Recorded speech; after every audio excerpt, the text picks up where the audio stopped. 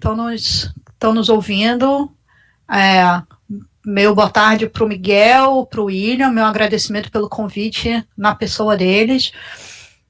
Meu boa tarde também a todos os nossos concidadãos negros e negras, já que hoje é o dia da consciência negra, né? Apesar do assunto da nossa aula não ter muito a ver com isso, eu não poderia deixar de relembrar essas pessoas que são tão valiosas e tão importantes no nosso país, né?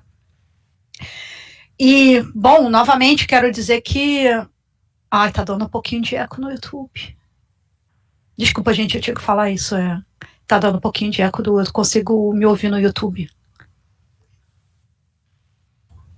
Tá.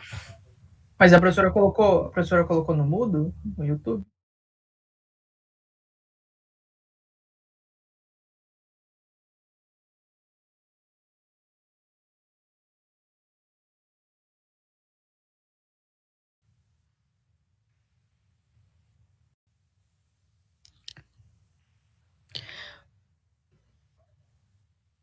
Parou o eco. Aqui parou o eco.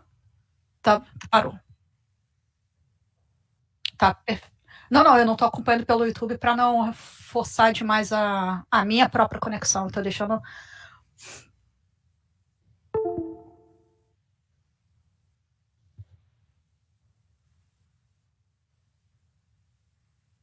A princípio tá ok. Então, novamente, muito obrigada por estar aqui. É realmente uma honra encerrar esse ciclo de aulas sobre Ser e Tempo, né? Nós combinamos justamente que essa primeira aula ia ser atrasada em 2 dias para todo mundo poder assistir o Colóquio Heidegger, então ficou dia 20 e 25, então, na verdade, dia 25 eu retorno para falar do parágrafo 44.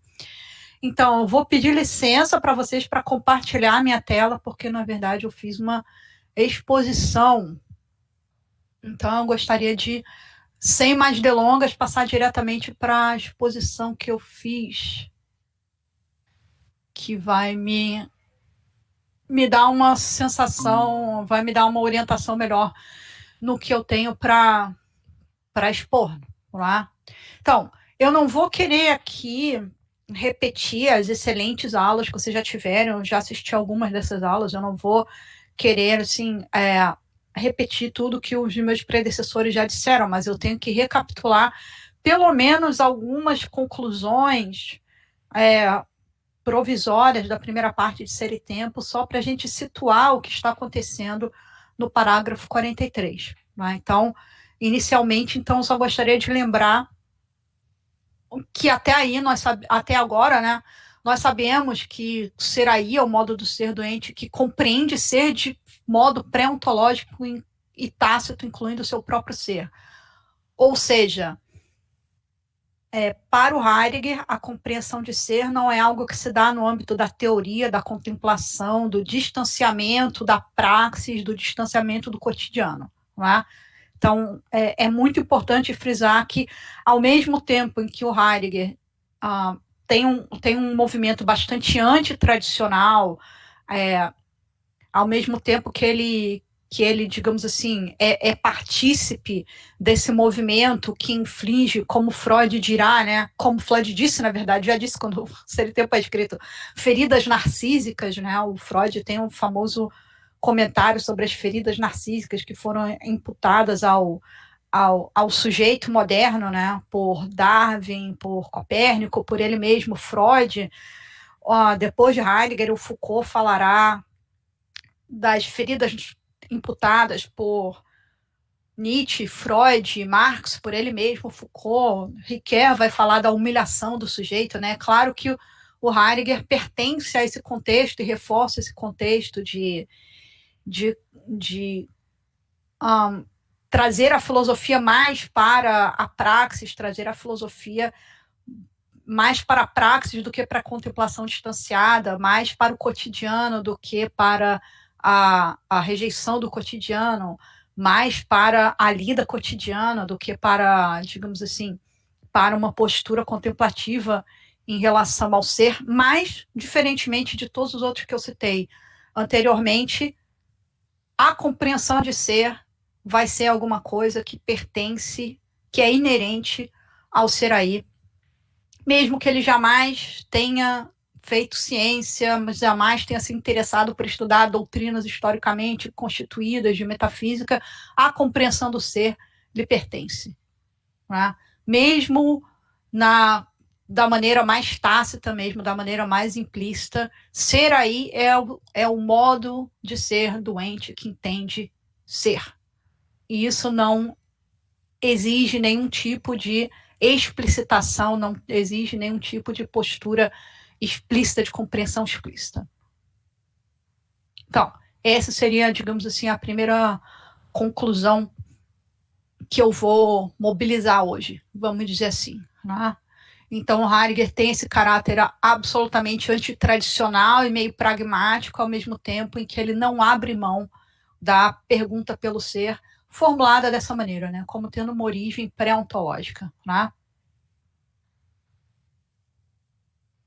O segundo ponto que eu gostaria de recapitular, então. As tendências pré-ontológicas do ser aí correspondem à compreensão de diferentes modos de ser. Sim.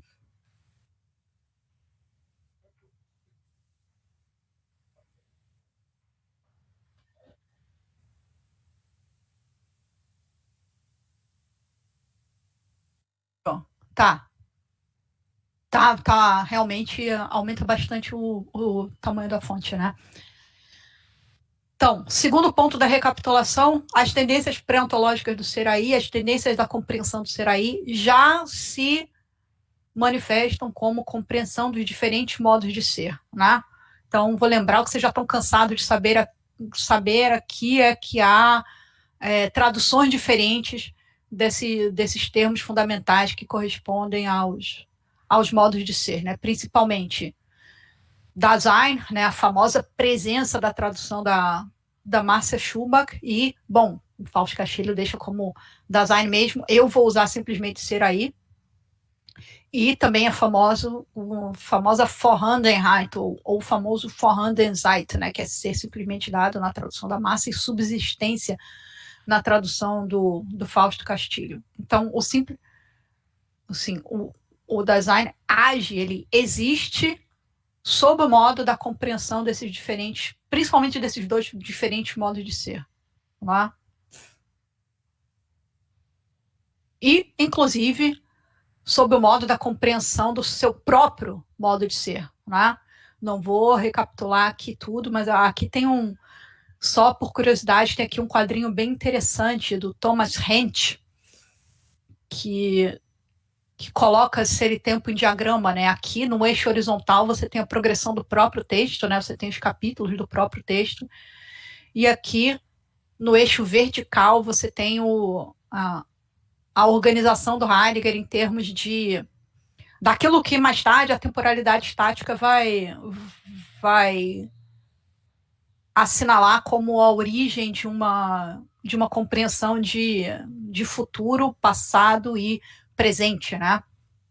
Então, a organização da autocompreensão do ser aí em termos de, por um lado, sempre um ser adiantado em relação a si mesmo, né? Mas também um encontrar-se a si mesmo sempre dentro de já uma situação de ser, se repete, então, né? É o esquema, então, que se repete de maneira recorrente em Ser e Tempo. Né? Eu me lembro que na primeira aula o Sandro Sena já dizia, né, que Ser e Tempo não é fácil, mas é simples, né? Citando inclusive o Casanova e a simplicidade relativa de Ser e Tempo aparece nesse esqueminha, né? Você tem um esquema recorrente que aponta para a autocompreensão do ser aí em termos de poder ser, em termos de factualidade, em termos de decadência ou dejecção, né? Mas, bom, vocês já discutiram isso bastante e eu não vou... O parágrafo 43 não incide exatamente sobre esse esqueminha, é só uma recapitulação mesmo. O terceiro ponto de recapitulação que vai importar para o parágrafo 43, especificamente, é que existe um encobrimento, né? Existe um encobrimento da compreensão de ser do Seraí. Não é? Descritas as estruturas da cotidianeidade, são também descritos os mecanismos de encobrimento da origem existencial da compreensão dos modos de ser. E isso radica na relação que o Seraí tem consigo mesmo, que também é de encobrimento da sua própria constituição de projeto, desde sempre já lançado. Então, que o Seraí compreende ser, que o Seraí compreende modos de ser distintos, inclusive o seu próprio modo de ser, como distintos do modo de ser da subsistência, e que, no entanto, essa compreensão é sempre uma compreensão encoberta, são fundamentais para a gente fazer sentido do que está acontecendo no parágrafo 43, e todos esses pontos vão ser retomados, né? E, na verdade, todos esses pontos servem, inclusive, de transição para a segunda parte de Ser e Tempo, que também já está sendo preparada nesse parágrafo, em todo o capítulo 6, né? Em todo o último capítulo da primeira parte de Ser e Tempo, e nesses parágrafos que a gente vai discutir também. Né? Então, qual é a tarefa do parágrafo 43? É acrescentar a discussão sobre o modo como a filosofia moderna tratou o problema do ser. Perdão, deixa eu reler aqui. O que eu escrevi? O parágrafo 43 recapitula tudo que já foi conquistado e acrescenta uma discussão sobre o modo como a filosofia moderna tratou o problema do ser, a saber, como o problema de uma realidade exterior. Ou seja, tudo que já foi feito até agora vai ser traduzido. Não é só isso que está acontecendo no parágrafo 3, mas talvez o cerne dele, em matéria de novidade, vamos dizer assim. O Heidegger vai traduzir para a linguagem da filosofia moderna tudo que ele já estabeleceu até agora. Tá? Então, como é que a famosa pergunta do ser aparece na filosofia moderna como pergunta sobre a realidade externa, a realidade das coisas fora de mim, e para ser coerente com tudo que o Heidegger fez até aqui, ele vai dizer, então, que a realidade não é a única maneira de ser, nem sequer a mais importante e nem sequer a mais originária. Né? Ao contrário, ele é só mais um dos modos de ser e certamente um modo de ser derivativo. Então, o caráter derivativo da noção de realidade é um dos pontos principais a ser tratados aqui. A noção de realidade, ela mesma é uma interpretação do entendimento do ser aí em termos de modo de ser, e numa compreensão existencial, o que importa é mostrar que a noção de realidade é derivativa, no sentido em que ela corresponde à tendência do ser aí ao encobrimento de si mesmo e do mundo. Né? Então, a transição para o parágrafo 43 é essa. E em Ser e Tempo, como vocês já sabem, né, não preciso repetir isso, o primeiro parágrafo de cada capítulo é uma espécie de sumário da tarefa daquele capítulo inteiro. Né? Então, o parágrafo 39, no caso, é o parágrafo de abertura do capítulo 6, e ele faz uma espécie de resumo da tarefa geral do parágrafo 43. Então, eu não vou pegar, né, eu não vou ler esse parágrafo 39 desde o começo, vocês já fizeram isso com o professor Federico, mas usando a tradução da Márcia, a gente encontra exatamente as sentenças relativas ao que ele vai fazer mais tarde no parágrafo 43. Então, eu estou usando a tradução da Márcia, eu vou usar tanto a tradução da Márcia quanto a tradução do Fausto Castilho com bastante liberdade, assim, o que eu precisar tirar de uma ou de outra, eu vou tirar, eu não vou me filiar a nenhuma das duas, eu posso, inclusive, modificar as duas, né? Mas, como ela é mais acessível, didaticamente eu vou me valer bastante da tradução da Márcia Cavalcante Schubach, né? Então, eu esqueci de colocar o número de página aqui, mas é parágrafo 39 lá pelo meio. Né? Então, claro, ela tem essa tradução de manualidade, ser simplesmente dado que a gente não está usando, a gente está usando utilizabilidade e subsistência, a gente pode, né, eu posso usar a utilizabilidade e subsistência como Fausto Castilho, mas vocês já sabem do que se trata, não é necessário repetir isso, né? Então, o parágrafo é o seguinte: até agora, então, os modos explicitados de ser foram a utilizabilidade e a subsistência que determinam os entes intramundanos, destituídos do caráter de ser aí. Porque na tradição, a problemática ontológica compreendeu primariamente o ser no sentido de subsistência, realidade mundo real, e, por outro lado, o ser do ser aí permaneceu indeterminado do ponto de vista ontológico. É preciso discutir o nexo ontológico entre cura, mundanidade, utilizabilidade e subsistência. Isso leva a uma determinação mais precisa do conceito de realidade no contexto de uma discussão das questões epistemológicas de realismo e idealismo orientadas por essa ideia. Então,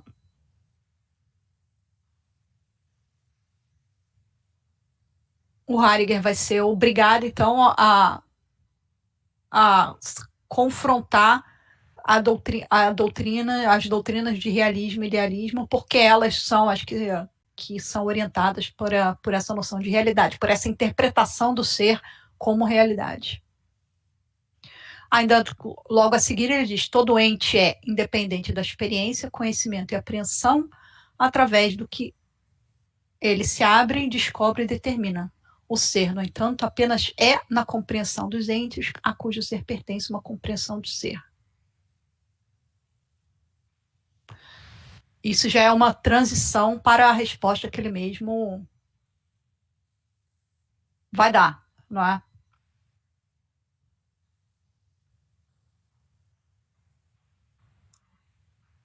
O ente, digamos assim, não se sustenta sozinho na experiência, conhecimento e apreensão.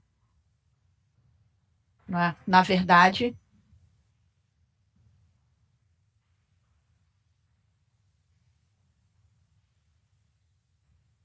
ele mesmo depende de uma abertura e, ao mesmo tempo, o próprio ser também apenas é na compreensão dos entes a cujo ser pertence uma compreensão de ser. O ser, portanto, pode não ser concebido, mas jamais é inteiramente incompreendido. Essas sentenças não são fáceis de traduzir, não são fáceis sequer no texto original, né? Eu vou voltar a elas, mas vamos ver qual é o contexto, vamos ler um pouquinho adiante, porque acho que no contexto o que o Heidegger quer dizer se torna um pouquinho mais claro. Ele diz: na problemática ontológica, ser e verdade foram desde a antiguidade correlacionados, embora suas razões originárias permaneçam talvez encobertas. Isso já é evidentemente uma transição para o parágrafo 44, né? Ele está falando como ele está dizendo como é que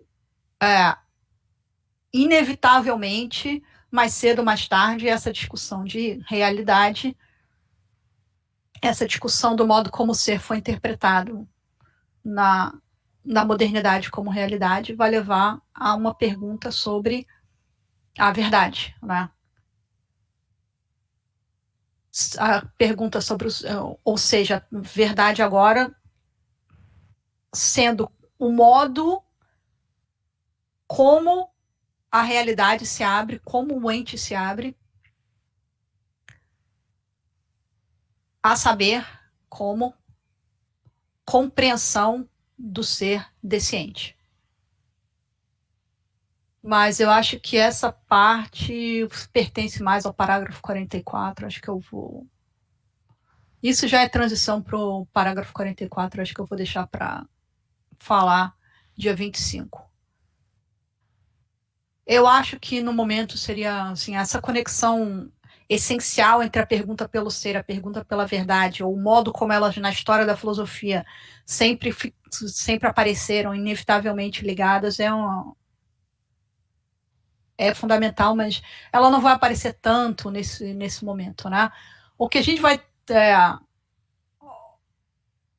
vai tratar um pouco mais aqui hoje são os dois, digamos assim, as duas primeiras discussões que estão implicadas nesses parágrafos, né, nessas frases que eu citei do parágrafo 39. A temática da cura ou preocupação, cura para a Márcia, preocupação para a tradução do Forte Castilho, remete à imbricação já mencionada no parágrafo 16 e nomeada Erschlossenheit, né? Desde o parágrafo 16, o Heidegger já se referiu ao ser aí como lugar de uma abertura compreensiva por meio da qual se dão de maneira interligada, inevitavelmente, mundo, ou seja, a conjuntura dos entes, o serem, que é o próprio, digamos assim, é a própria disseminação, é a própria já estar desde sempre lançado do ser aí, o ser a si mesmo, que é a relação que esse ser aí tem com seu próprio ser, né? Essa afetividade, né? Essa reflexividade afetiva que é cooriginária com a abertura do ente, e o ente encontrado no interior do mundo, né? Desde o parágrafo 16, o Heidegger já está frisando que existe, então, uma co-originariedade de todos esses momentos, e essa co-originariedade se chama, então, Erschlossenheit, ou abertura. Só que agora, no capítulo 6, essa co-originariedade vai ser a temática por excelência. Então, o capítulo 6 começa, aparentemente, falando só do ser aí, da relação consigo mesmo, como abertura, né, como ela se mostra na angústia, mas, na verdade, a ideia é abrir, digamos assim, a ideia é apontar as implicações justamente dessa abertura para mostrar que sem essa relação do ser aí consigo mesmo, não se dá mundo, não se dá a própria autocompreensão do ser aí como envolvido nesse mundo, não se dá a relação que ele possa ter consigo mesmo, e não se dá o ente intramundano. Então, na verdade, a temática geral do capítulo 6, então, é justamente esse caráter de unidade da abertura, que nos leva, obrigatoriamente, a perguntar como a história da filosofia tratou essa unidade do ente, do ser aí que compreende o ser desse ente. E a resposta é claro que essa relação foi tratada de uma maneira encoberta, né? Essa relação não foi tratada de uma maneira que ponha em relevo, que descubra justamente o que é abertura.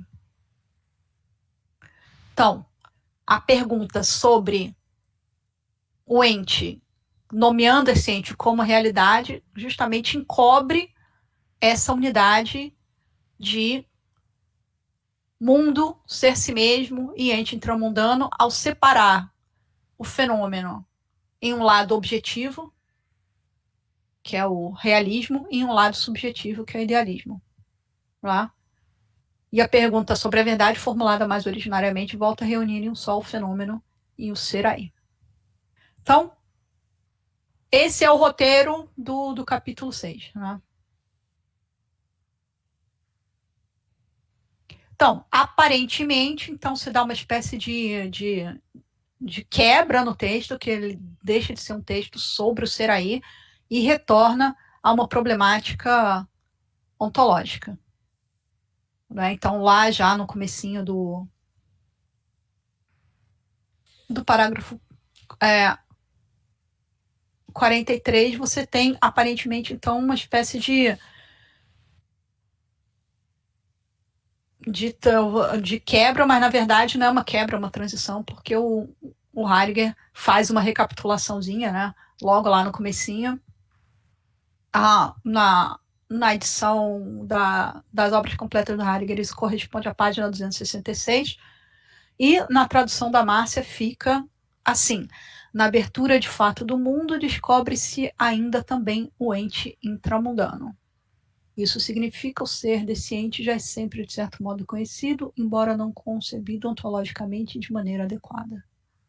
A compreensão pré-ontológica do ser abrange, de certo, todo ente que se abriga no ser aí, de um modo essencial, apesar da compreensão do ser em si mesma, na compreensão, não conseguir se articular no mesmo grau com os diferentes modos de ser.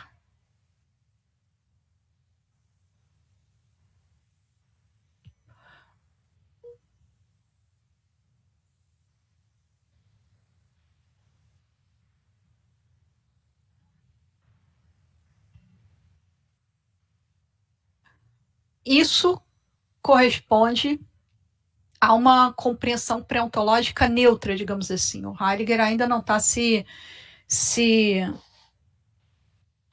dedicando a comentar nenhuma forma historicamente definida como a compreensão pré-ontológica se decidiu por alguma interpretação, essa ou aquela interpretação de modos de ser. Ele simplesmente está retomando o fato, digamos assim, o fato, a característica existencial do ser aí de, na sua abertura, desde sempre conceber o ser doente que é aberto, que é encontrado por meio dessa abertura.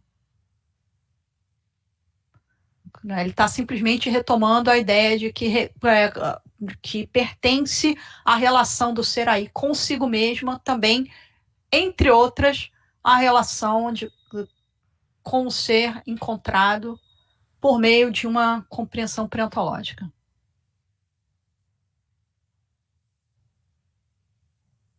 Mesmo que a compreensão de ser não tenha conseguido se articular em termos de modo de ser e não tenha chegado a nenhum tipo de explicitação, ela sempre está dada conjuntamente com o ser aí. Então, é assim que, de certa maneira, é assim que a questão ontológica, digamos assim, retoma depois, no sentido em que o Heidegger recorda que ela nunca é destacável da relação que o ser aí tem consigo mesmo, né?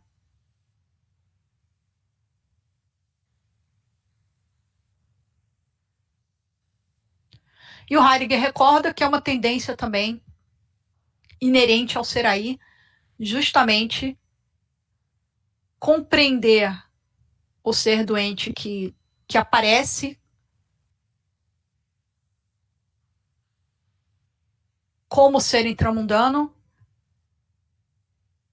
e compreender o ser em geral a partir do modo de ser dos entes intramundanos. Com isso, passa-se por cima do ser daquilo que imediatamente está à mão, concebendo-se primordialmente o ente como um conjunto de coisas simplesmente dadas, o ser recebe o sentido de realidade. Do modo como eu entendo que o Heidegger está dizendo, assim, você tem um momento histórico em que o ente passa a receber o nome realidade, não é isso? A própria palavra realidade remete a uma língua historicamente dada, que é o latim, remete especificamente ao latim escolástico, e esse latim escolástico é apropriado pela filosofia moderna, mas, digamos assim, esse desdobramento histórico reflete apenas uma tendência que já é inerente ao ser aí, que é explicitar, que é formular uma compreensão ontológica a partir de uma experiência ôntica orientada pelo ente intramundano.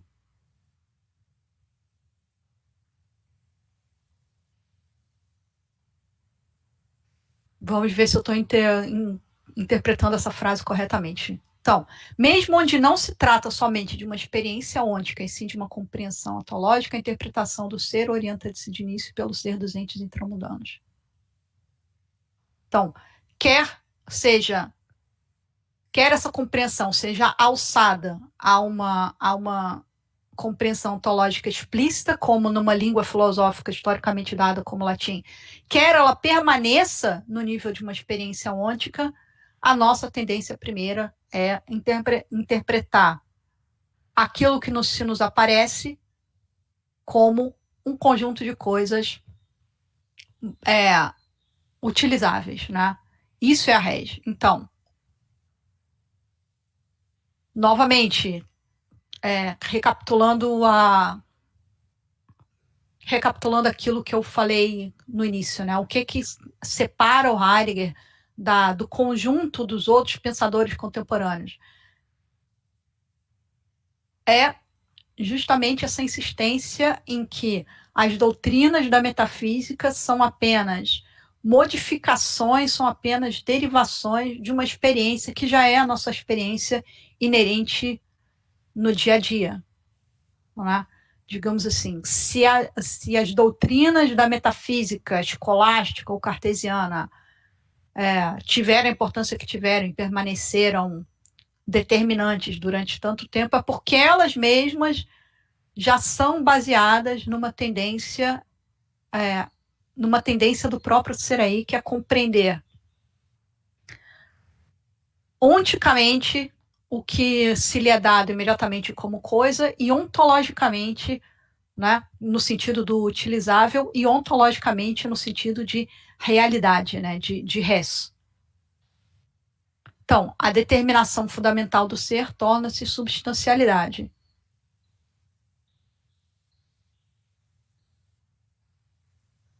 Mas, na verdade, de certa maneira, ela sempre foi, né?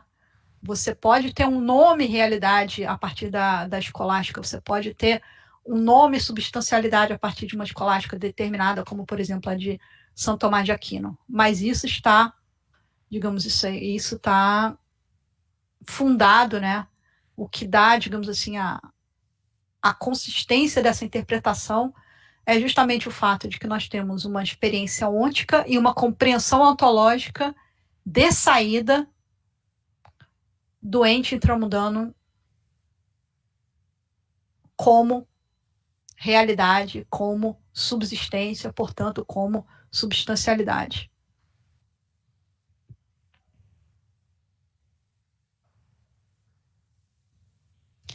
Só que é claro que o Heidegger também dá que a história importa, digamos assim, né? Que para o bem ou para o mal, assim, discutir com interpretações ontológicas historicamente dadas também importam em ser e tempo, né? Podem até importar menos, né? Podem até importar menos do que simplesmente uma exposição como a exposição da analítica existencial. O foco de Ser e Tempo não é a refutação de doutrinas históricas, justamente porque todo o foco do Heidegger é mostrar que, na verdade, as interpretações históricas do ser são nada mais do que refinamentos, né? Nada mais do que modificações do senso comum, né? Então, para o Heidegger, não existe ruptura entre senso comum e ciência, não existe ruptura entre senso comum e metafísica. Na verdade, a metafísica é que se funda em cima do senso comum. Então, a refutação de autores históricos, a refutação de autores particulares só interessa ao Heidegger na medida em que eles são como que sintomas de uma decadência, né? Sintomas do esquecimento de tendências preontológicas que são inerentes ao ser aí. Que tendência é essa? Principalmente a tendência a não se entender a si mesmo como origem da compreensão do ser dos entes, inclusive do seu próprio modo de ser. Não é? Mas, nesse momento, para estabelecer diferenças doutrinárias mais claras, o Heidegger achou necessário discutir com a filosofia moderna em particular. Não é? Apesar dessa filosofia moderna não fazer senão refletir tendências inerentes ao modo de ser doente que nós somos. Então, é importante, apesar de tudo, é importante discutir o que ele vai chamar, então, de problema da realidade. E o que é esse problema da realidade? Bom, talvez não seja nenhum título do Heidegger, mas é o título geral para o modo como a filosofia moderna de Descartes formulou o que seria o problema do ser. Ser é a existência, e a existência, evidentemente, não no sentido da existência, né, que é o modo como o ser aí, digamos assim, resolve a sua compreensão de ser, mas existência entendido simplesmente como realidade externa, como coisas fora de mim.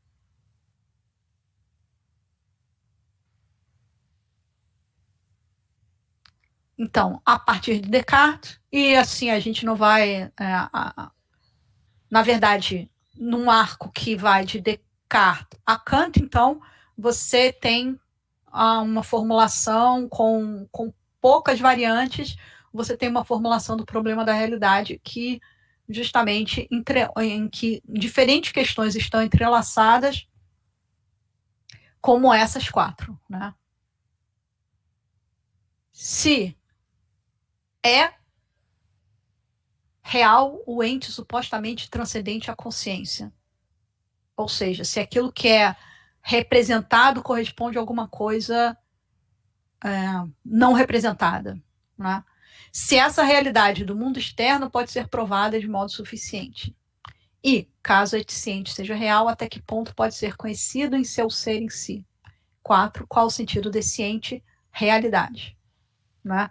Então, essa linguagem não é nem exatamente cartesiana, não é nem exatamente kantiana, mas é uma espécie de amálgama, né?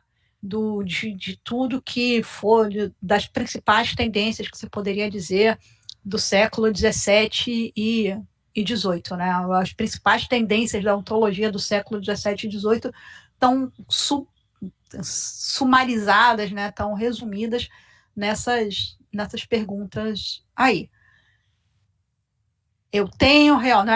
Parte do princípio de que eu tenho uma consciência, essa consciência de alguma maneira se representa entes como sendo diferentes de mim e estando no mundo, mas ao mesmo tempo parece que não é tão evidente que esses entes representados como fora do mundo realmente existam. E talvez eu não possa provar isso de um modo suficiente. E se eles existem diferentes de mim, fora de mim, qual é a relação, né? Até que ponto eu posso traçar uma fronteira entre o modo como eles aparecem para mim e o modo como eles são independentes da relação com uma consciência, né? Qual é a relação o que pertenceria a esse ente se não houvesse uma relação dele com uma consciência, né? E, por fim, qual é o sentido desse ente realidade, né? A questão do sentido já é uma questão para a filosofia moderna tardia, né? Talvez isso aí já seja um aceno do Heidegger para uma filosofia pós-kantiana, talvez. Eu não sei se ele está se referindo qual a pergunta dele mesmo pelo sentido desse ente, ou se ele já está fazendo uma espécie de aceno para a lógica ou a filosofia transcendental tardia do século XIX, já um pouco liberta do referencial kantiano. Não sei se ele já está se referindo a Brentano, a Lotze. É difícil saber quando, né, o Heidegger menciona, assim, de passagem, tantas pessoas e tantas tradições que a gente já, às vezes, eu nem tenho muita certeza com quem que ele tá discutindo. Mas as 3 primeiras perguntas certamente estão dentro do universo da filosofia transcendental, de inspiração kantiana, ou meio kantiana, clássica, que permanece até o momento em que o próprio Heidegger está escrevendo. Né?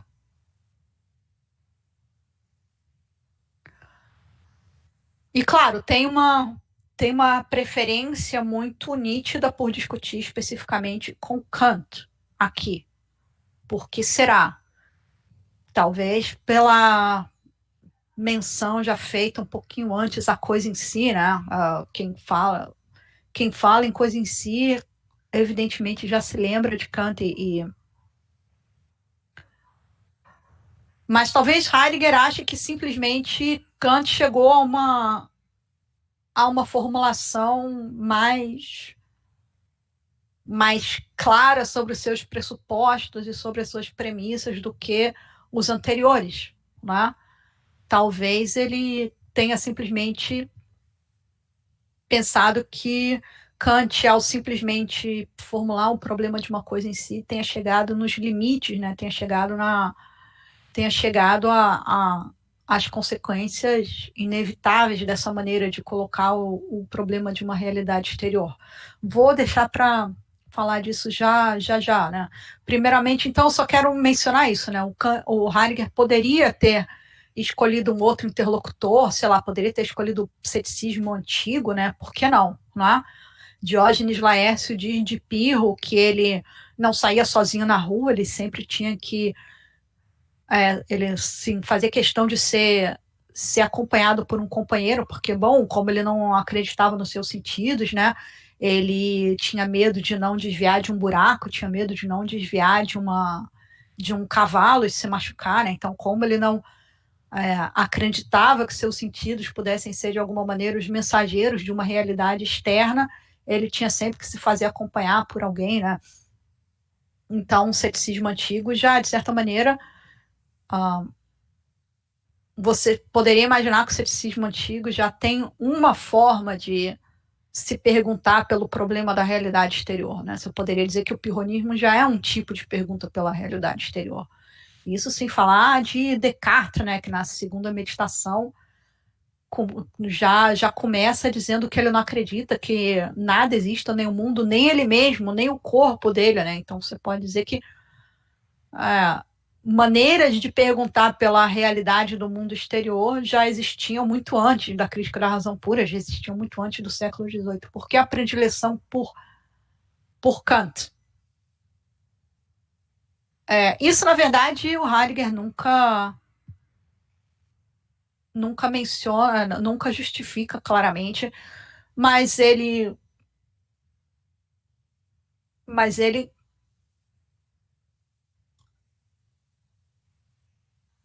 parece dar bastante importância ao fato de que Kant menciona o escândalo da filosofia e da razão humana em geral, que é o fato de ainda não se dispor de uma prova definitiva capaz de eliminar todo o ceticismo a respeito do Dasein, das coisas fora de mim. Né? Dasein, evidentemente, aqui é tomado de uma maneira não heideggeriana. Né? Então, parece o Kant, então, à primeira vista, o Kant é escolhido simplesmente por ser o sujeito que ainda se escandaliza com a filosofia não ter podido provar a existência de coisas fora de mim. E ele mesmo, Kant, propõe uma prova nova, né, fundamentando o seguinte teorema: a simples consciência da minha própria presença, determinada empiricamente, comprova a presença, ou ser aí, perdão, dos objetos no espaço fora de mim. Então tá.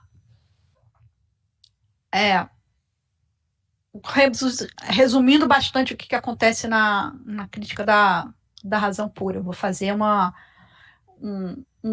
um sobrevoo aqui, até sem citar muito números de página, para situar um pouquinho essa prova do Kant, né, na crítica da razão pura, página 274. Então, na verdade, essa não é assim, essa está longe de ser a principal doutrina, como a gente sabe, da crítica da razão pura. Né? A doutrina principal do Kant na crítica da razão pura é da síntese a priori, do entendimento da sensibilidade nos famosos juízos sintéticos a priori, né, e sua ligação com a percepção transcendental. Né? O Kant não aceita a doutrina cartesiana de uma substância pensante, né? Ele não aceita que a proposição eu penso corresponda de fato a uma substância pensante, o que ela indique de alguma maneira a existência, que ela seja a prova de uma substância pensante. Mas ele diz que a proposição eu penso está articulada com alguma coisa que ele chama de apercepção transcendental, né? Que é uma percepção. O A aí é o ad do latim, né? Ele indica acréscimo, né? Uma proposição que indica uma relação de adjunção, né? Então, a percepção transcendental é alguma coisa que se ajunta à percepção. E por ser transcendental, ela justamente ela é alguma coisa que acontece a priori e torna o próprio a priori possível. Então, quando Kant diz que o eu penso acompanha todas as minhas representações na forma de uma apercepção transcendental, o que ele diz é que todas as nossas percepções, de alguma maneira, são recolhidas num todo temporal constante e reconhecível, justamente pelo fato de serem todas elas minhas percepções. Tá? Então, eu penso, mas não é? Então, a famosíssima dedução transcendental das categorias culmina exatamente, não tô, como eu falei, não vou citar números de página, nem passagens específicas, mas assim, resumindo a famosíssima dedução transcendental das categorias, que acaba sendo assim o nó teórico, né, da crítica da razão pura. O que acontece ali é que o eu penso, então, é tomado como uma espécie de ponto de referência, né, um ponto nodal do conjunto da experiência. Então, a percepção transcendental acompanha todas as minhas representações e, nesse sentido, então, ela torna todas as representações minhas representações. E ao tornar todas as representações minhas representações, você tem, então, o que seria para o Kant o conjunto da experiência. Você tem, então, uma experiência. Você não tem experiências incrivelmente fragmentadas, né? De agora isso, agora aquilo outro, né? Você tem coisas que permanecem no tempo. Você tem coisas que permanecem no tempo, sofrendo mudanças, é claro, ou entrando em relações umas com as outras, mas não são relações nem aleatórias, nem fragmentárias, mas são relações mais ou menos consistentes, né? De substância, acidente, causa e efeito, né? Você não tem simplesmente um apanhado caótico de acontecimentos. Só que, é claro, o Kant está consciente das possíveis interpretações solipsistas dessa doutrina, né? Poderia parecer que é um retorno ao cartesianismo sem res cogitans, né? Um retorno ao cartesianismo, mas sem substância pensante. Então, ele acrescenta alguma coisa a essa doutrina, né? Da percepção transcendental, que é a mesma, que é um ponto de referência para tudo que muda, mas também tem o lado reverso disso, né? O mundo, na sua permanência, também vai ser, de alguma maneira, a garantia de que a mudança dentro de mim não corresponde a uma espécie de caráter puramente fragmentado e aleatório, nem da minha própria experiência de mim, nem da própria experiência do mundo. Né? Então, o conjunto da experiência não encontra consistência ou validade objetiva na linguagem do Kant apenas graças à constância do eu. Não é? Ao contrário, o mundo exterior também tem que ser uma espécie de ponto nodal do conjunto da experiência. Não é? E nisso, digamos assim, consistiria o grande senão, né? Um dos senões, né? Um dos grandes poréns que o Kant levanta em relação a Descartes, em relação aos predecessores solipsistas, como Berkeley, por exemplo, né? Então, ele vai dizer que se é verdade que eu não tenho, nem posso ter uma intuição de mim mesma como uma coisa pensante, né? Ele vai chamar isso de um paralogismo.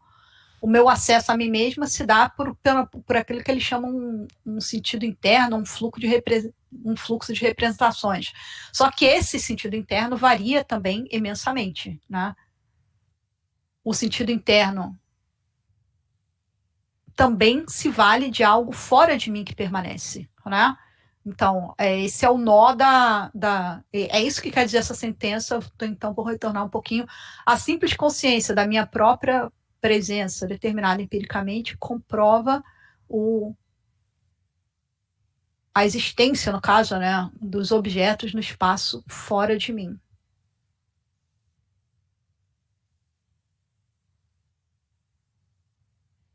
Ou seja, se eu posso fazer sentido de uma experiência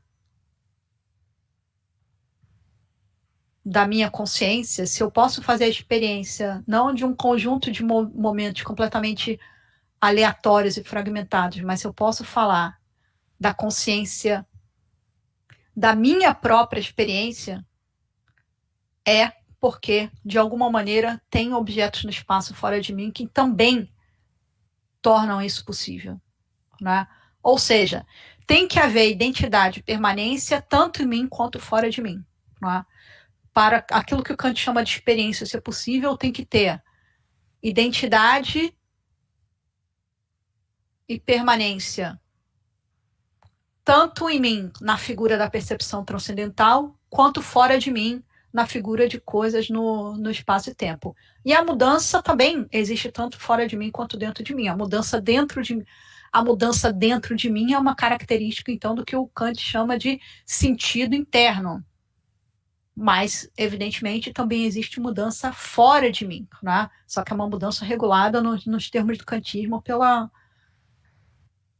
fundamentalmente pela relação de causa e efeito e pela relação entre substância e acidente.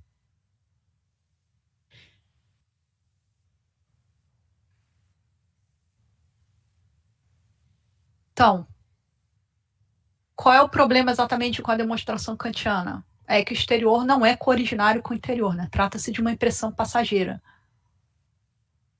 Então, o Kant fazendo paráfrases da crítica da razão pura, então reconstrói o argumento do Kant, né?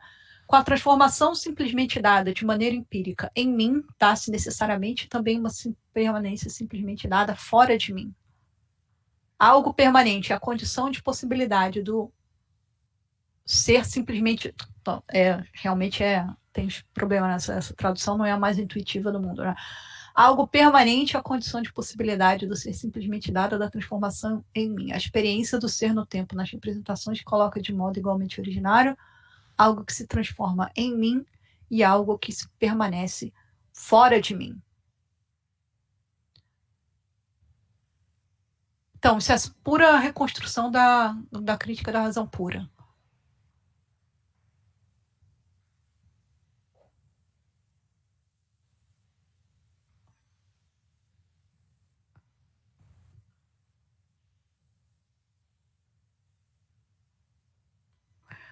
Se eu percebo transformação em mim, é porque essa transformação, de alguma maneira, tem como ponto de referência algo externo. Algo permanente, a condição de possibilidade do ser simplesmente dado da transformação em mim.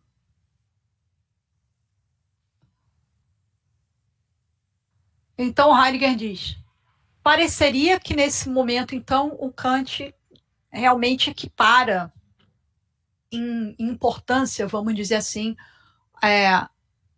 o eu e o não eu, né? O eu e o fora do eu, né? Nos dois existe permanência, nos dois existe mudança, e essa coexistência de permanência e mudança em mim, fora de mim, é necessária para que tanto a minha própria a coexistência de identidade e mudança em mim exista, assim como a coexistência de mudança e identidade no mundo. Né? Mas Heidegger vai dizer, essa equiparação não passa de uma impressão. Na verdade, o sujeito já é o que ele chama então de ponto de apoio, né? O fato, como ele diz, o fato de Kant fornecer uma prova da presença das coisas fora de mim já mostra que nessa problemática ele toma o sujeito em mim como ponto de apoio. Também a prova se desenvolve a partir da transformação empiricamente dada em mim, né? O tal sentido interno, pois a experiência do tempo que a prova inclui só se faz em mim. E é o em mim que fornece o solo para a comprovação do fora de mim. Portanto, não existe equiparação, não existe o mesmo peso entre o fora e dentro, entre o mundo, né? Apesar de o Kant pretender ter dado uma prova da existência de coisas fora de mim, essa prova fica como que enfraquecida pelo fato de que a experiência do tempo que nessa prova é fundamental, é uma experiência que só é acessível a mim, né? E por isso, então, Kant continua sendo um idealista, né?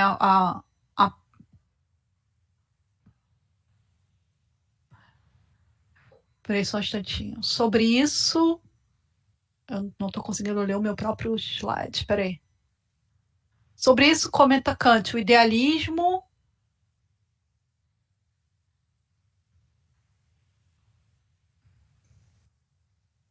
Tá, desculpa, eu não consigo ler o meu próprio slide.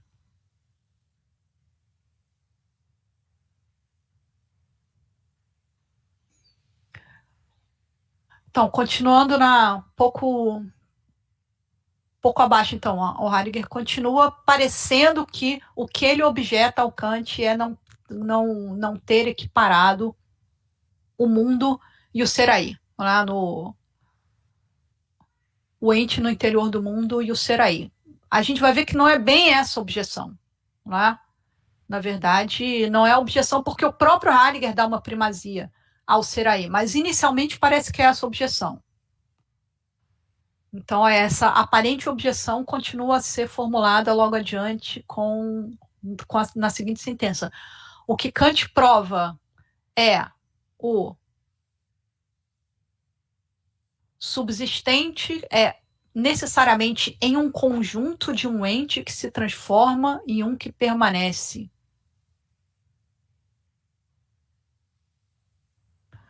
Ou melhor, peraí, a tradução do Fausto não é essa aqui, não.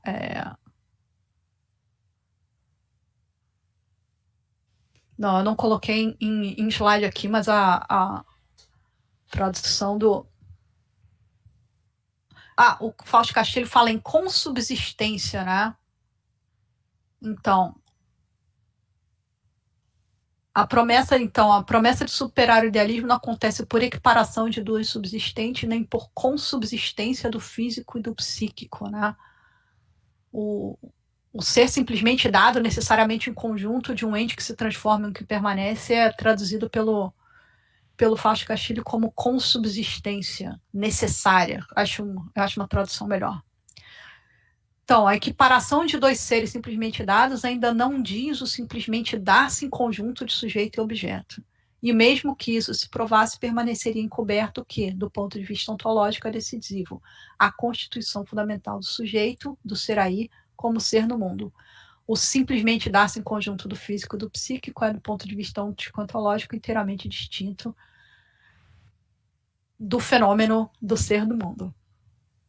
Então, você simplesmente afirmar a necessidade de uma equiparação, de um dar-se ao mesmo tempo do físico e do psíquico, ainda não é o que o Heidegger chama de abertura, ainda não é o que seria necessário, digamos assim, para provar para resolver de uma vez por todas essa indubitabilidade do mundo fora de mim. Você está simplesmente equiparando, né? Olha, aqui tem dois entes, o físico e o psíquico, cada um tem sua maneira de permanecer, cada um tem sua maneira de mudar, e essas maneiras de cada um permanecer, de cada um mudar, no fundo vai ser dependente do outro. O Heidegger vai dizer, justamente, é isso que eu não quero dizer com a abertura do ser aí. É isso que eu não quero dizer com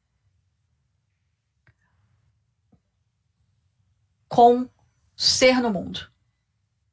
Isso é simplesmente é o que eu chamo então de co-subsistência, é o subsistir ao mesmo tempo, mesmo que dependente um do outro. Isso a gente vamos ter que guardar essa noção para o que vem mais tarde, né? E é daí que vem, então, uma frase então, muito citada, né? Então, logo a seguir, o Heidegger, na página 272, ele fala essa frase famosa: o escândalo da filosofia não consiste que a prova da existência de coisas exteriores a mim ainda não foi dada, mas justamente que provas como essas sempre são esperadas e buscadas, né? Sempre são exigidas e buscadas, né? enquanto o caminho buscado for o caminho de uma co-subsistência, mesmo que de uma co-subsistência necessária, sempre vai estar, digamos assim, em dúvida, sempre vai ser questionável a co-originariedade do ente intramundano com a compreensão que o Seraí tem de si mesmo, do mundo e do ente intramundano. Lá. Então, o Heidegger avalia certas tentativas contemporâneas, né, como o caminho da fé, por exemplo, né, que é atribuído a Dilthey, mas a gente pode pensar, por exemplo, no Merleau-Ponty do visível e invisível, Merleau-Ponty tardio, que fala em fé perceptiva, né? Não, esse caminho também chega muito tarde, né? Ou seja, depois que o Seraí já foi pensado como mais um ente intramundano diante de um ente intramundano. A questão é sempre não chegar muito tarde, né? É sempre chegar na hora certa. O que é chegar na hora certa? É pensar o Seraí como sempre já no mundo, como não podendo se encontrar a si mesmo, senão como já no mundo, já em relação com o ente intramundano.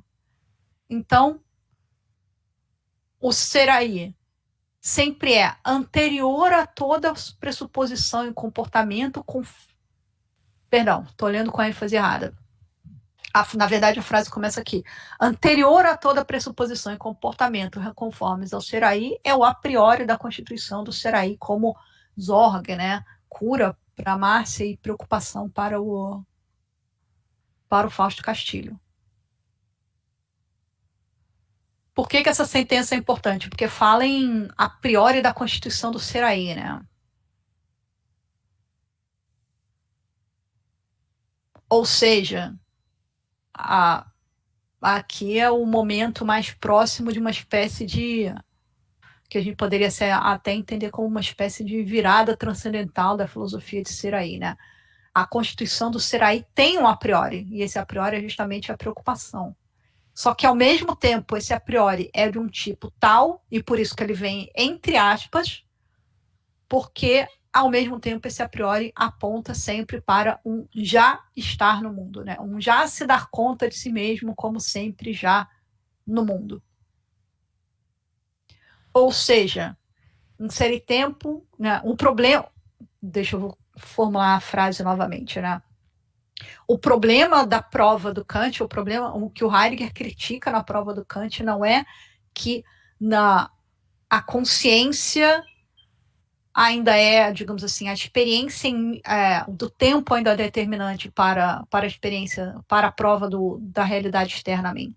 O problema não é a primazia do Seraí, é o modo como essa primazia foi entendida, interpretada pela filosofia tradicional.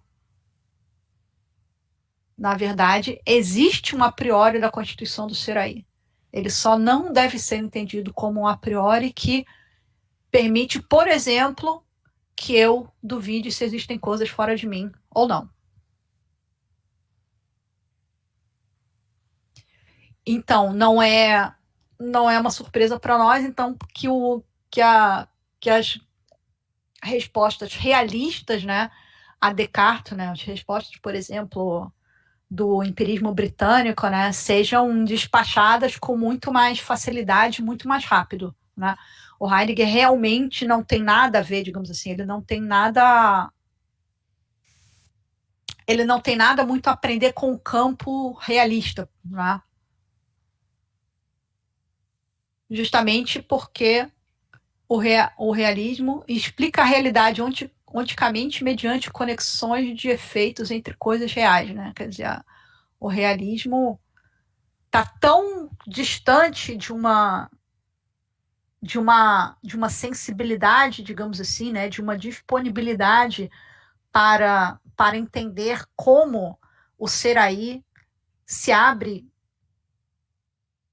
necessariamente sempre como compreensão do modo de ser dos entes, como o Seraí está sempre imediatamente implicado em qualquer relação que a gente tenha com o ente intramundano, que o Heidegger não tem nem sequer muito o que discutir com essa com essa forma de fazer filosofia, né? Ela, assim, está muito mais distante, digamos assim, se tudo entrasse, né? Se todas as posições da filosofia moderna e do Heidegger entrassem no espectro, que de certa modo é alguma coisa que o Heidegger critica, mas se você pudesse ter um espectro das filosofias modernas e o Heidegger, digamos assim, o realismo ia estar no ponto extremo desse espectro, né? Ia ser o que realmente não tem nada a ver com Heidegger, pelo simples fato de que a conexão entre o ente intramundano e o ser aí é negada, é reprimida, é encoberta ao máximo. Então, Heidegger, assim, despacha assim, a discussão com o realismo em basicamente uma frase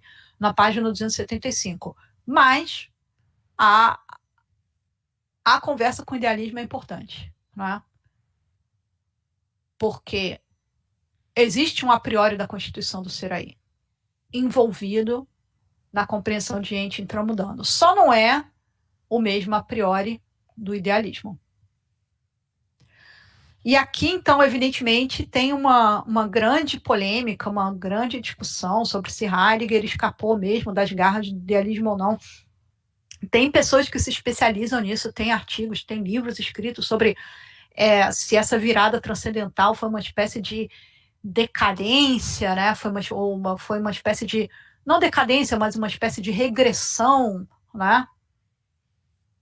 Theodor Kiesel, por exemplo, aquele autor da Gênese de Ser e Tempo, é um dos proponentes mais famosos dessa noção de que Heidegger, de certa maneira, voltou atrás em todas as descobertas dele, mais especificamente da analítica existencial, lá da relação com o instrumento, da relação com o signo, da referência, né?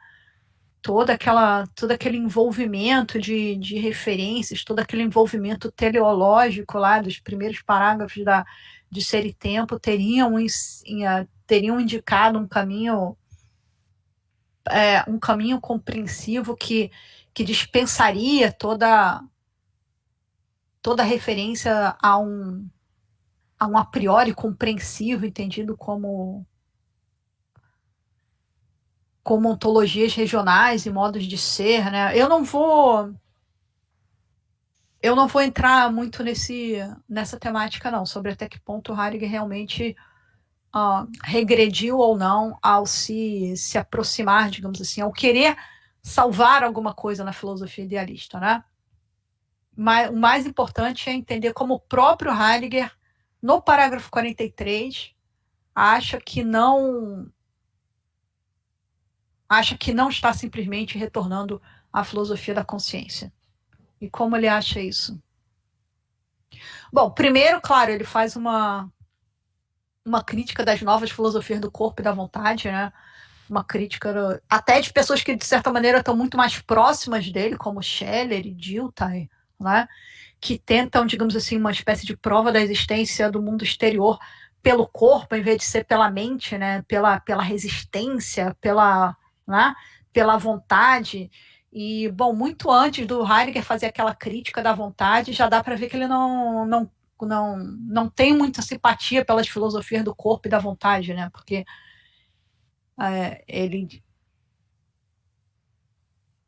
ele critica essa compreensão de realidade como resistencialidade, né? E aqui eu acho a tradução do Fausto Castilho melhor do que da Márcia, porque a Márcia traduz essa resistencialidade como conjunto das resistências, né? O real, o Heidegger critica essas noções de que o real seja experimentado no impulso e na vontade que encontra no mundo exterior uma espécie de obstáculo, né? Então, o fato do impulso e a vontade de encontrar esse obstáculo é uma prova de que, digamos assim, eu não estou sozinho no mundo, né? Mas a gente sabe que o Heidegger é um antivoluntarista, já era um antivoluntarista em Ser e Tempo, né? E também não é uma pessoa que acha que realmente você trocar a via da consciência pelo corpo resolva alguma coisa. Porque esse corpo, né, ele poder, assim, para usar a frase que ele acabou de usar, né, a ideia de que o ser aí só encontra o ente exterior porque ele se entende como um corpo contra outro corpo, também chega tarde demais, né? A questão é que, mesmo como corpo, o ser aí já, desde sempre, já está aberto para o ente que não é ele, né? Porque ele já está aberto para si mesmo, já está aberto para a conjuntura dos desenvolvimentos possíveis e dos seus próprios projetos que caracteriza o mundo, né? Se você simplesmente coloca as coisas em termos de resistência, né? Real é o que me resiste, faltaria explicar como é que você já está aberto desde sempre para encontrar essa resistência, né?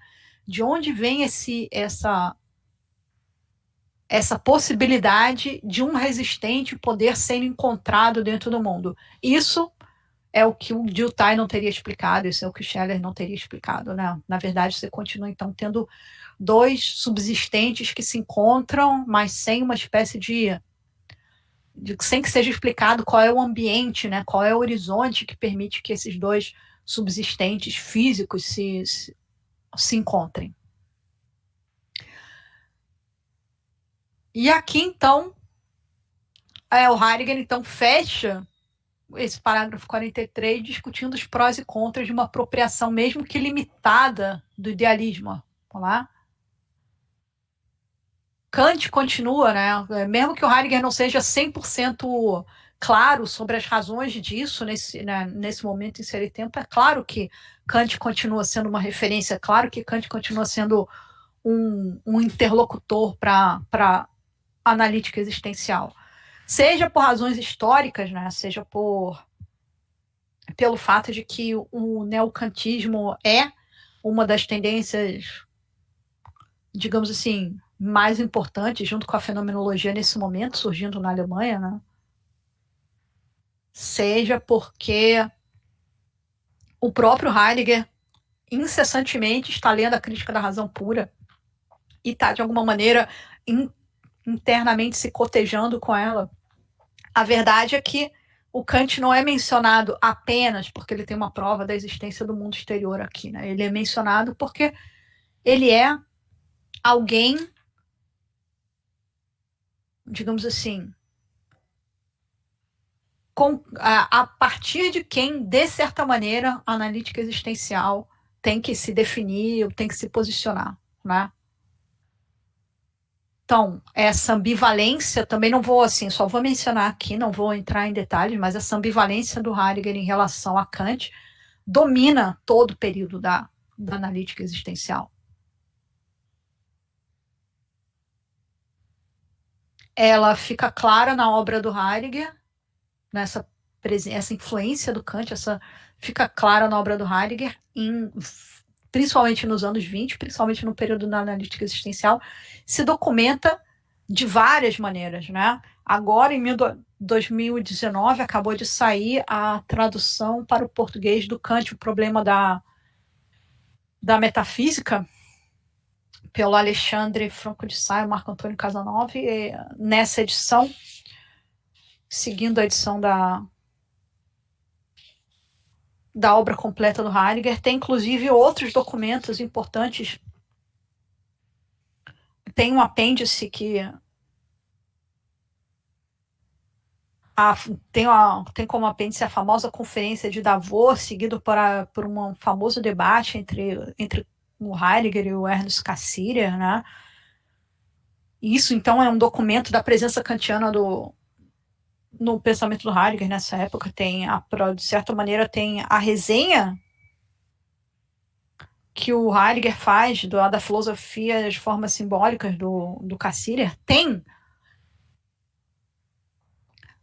um curso intitulado Interpretação Fenomenológica da Crítica da Razão Pura de Kant, em 1927, 1929, e a culminação de tudo isso é o livro Kant, o Problema da Metafísica, de 29. Então, a presença de Kant tem a ver com essa hesitação, tem muito a ver com essa hesitação do Heidegger entre considerar um Kant uma espécie de um proto-fenomenólogo, né? Às vezes, e considerar, às vezes, o Kant como representante da ontologia da subsistência, que é o Kant idealista, né? Então, né, digamos assim, em Ser e Tempo, aparece o Kant da prova da existência do mundo exterior, ou seja, o Kant mais, digamos assim, ligado a, a ontologia da subsistência, o Kant da co-subsistência do físico do psíquico, mas é só porque já está na mente do Heidegger assim, uma preparação para encontrar um Kant proto-fenomenológico um pouco mais tarde, né? E pouco mais tarde vai aparecer com toda evidência esse Kant proto-fenomenológico no, por exemplo, nas palavras finais do curso intitulado Interpretação Fenomenológica da Crítica da Razão Pura, né? O Kant termina com essas palavras em 28. De certo, porém, Kant tem esse significado eminente na educação para o trabalho filosófico científico. Pode-se confiar nele inteiramente. Em relação a ele, podemos ter a certeza imediata que nenhum outro pensador nos dá.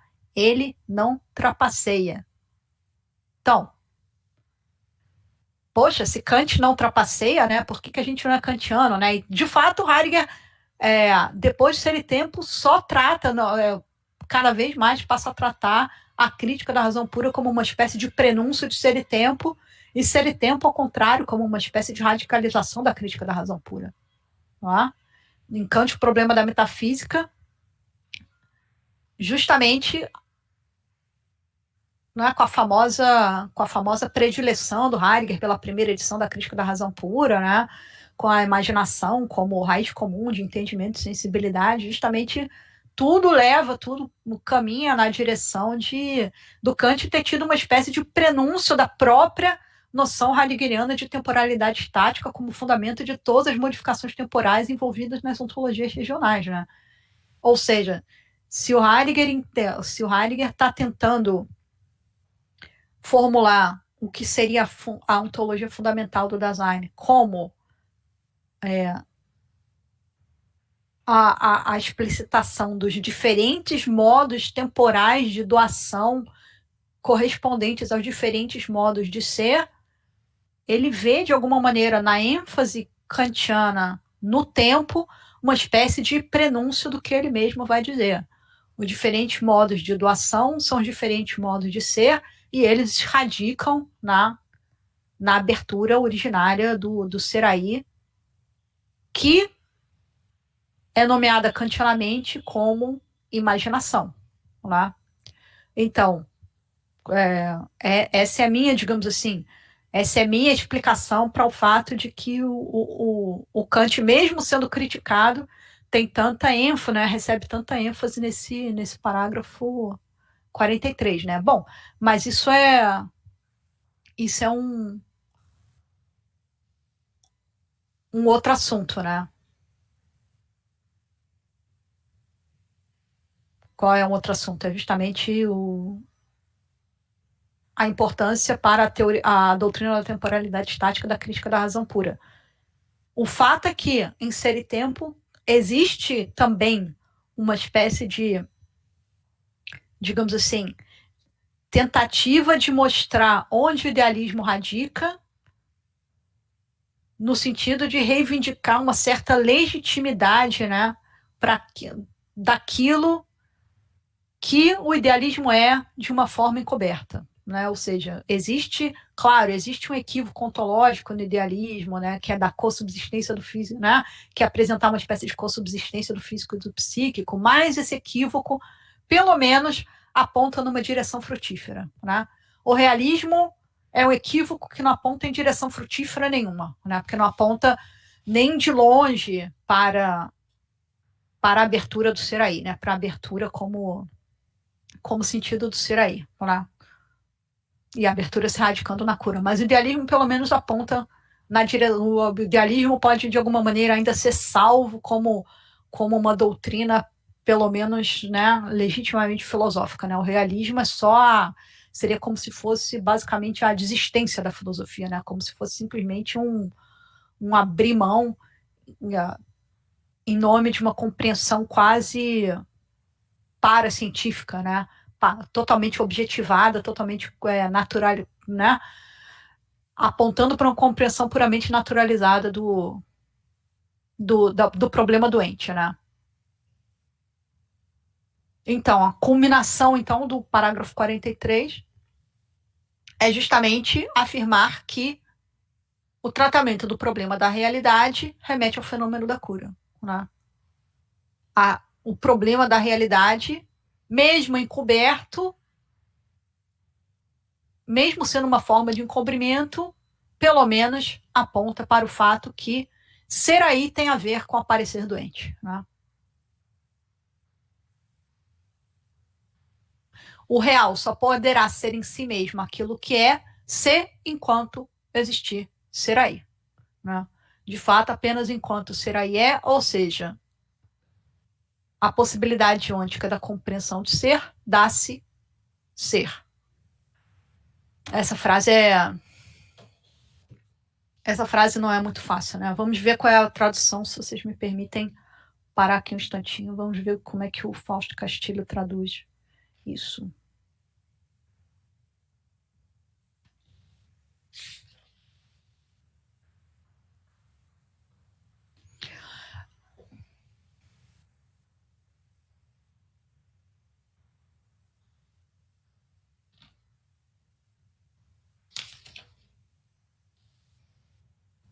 Na página, então, 587 da tradução do Fausto Castilho, a gente tem a seguinte alternativa.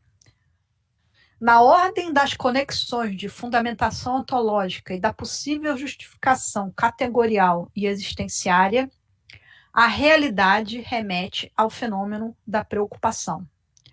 Que a realidade se funda ontologicamente no ser do Dasein, não pode significar que o real só pode ser como o que ele é em si mesmo, se enquanto o Dasein existe. Então,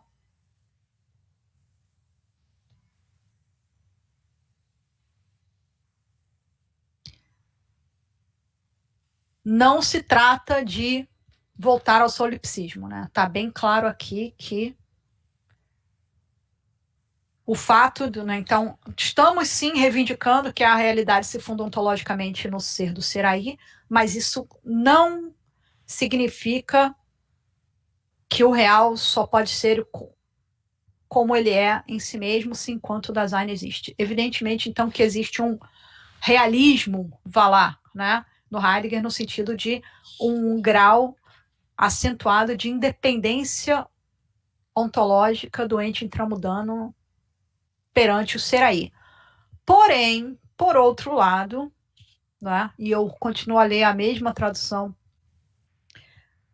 do Fausto Castilho para contrastar com a da Márcia que está aí na tela de vocês, certamente, só enquanto o Dasein é, isto é, enquanto a possibilidade ôntica de entendimento de ser, dá-se ser.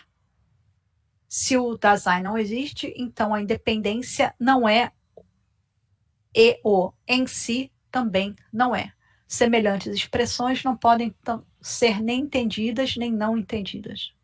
O ente do interior do mundo também não pode ser nem descoberto nem parecer oculto. Então não se pode dizer que nem o ente é, nem que não é. Agora, enquanto o entendimento de ser é, e portanto o entendimento de subsistência, pode-se dizer então que o ente seguirá sendo também. Vamos quebrar esse parágrafo em algumas linhas, né? Então,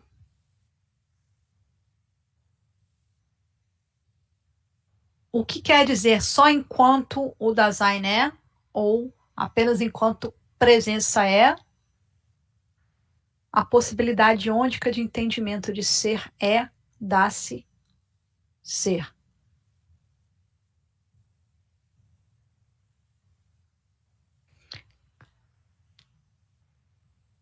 O Heidegger, então, está estabelecendo uma certa distinção que a gente não pode substancializar, não pode exagerar entre ser e ente.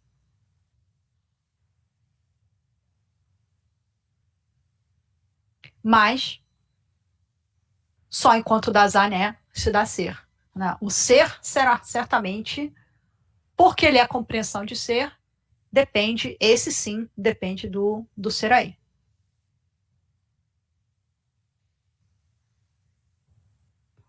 Agora, não se pode, então,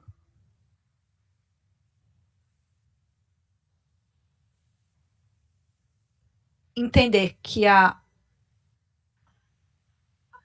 conclusão disso é que compreensão de ser seria mais ou menos uma espécie de fenomenalidade, enquanto o ente, na sua independência de nós, seria uma espécie de coisa em si. Ou seja, independente, né? Seria como se o Heidegger estivesse dizendo alguma coisa do tipo: não me entendam agora idealisticamente como se eu estivesse dizendo algo do tipo: o ser é fenomenalidade, o ser é modo de doação, mas diferente, né? Mas além dessa fenomenalidade, esse modo de doação, existe um outro negócio lá que não depende do modo de doação, que é a coisa em si. Então, a coisa em si não seria mais aquela coisa em si kantianamente entendida, que seria a coisa sem uma relação com a consciência, mas essa coisa em si seria uma coisa que existe sem compreensão de ser.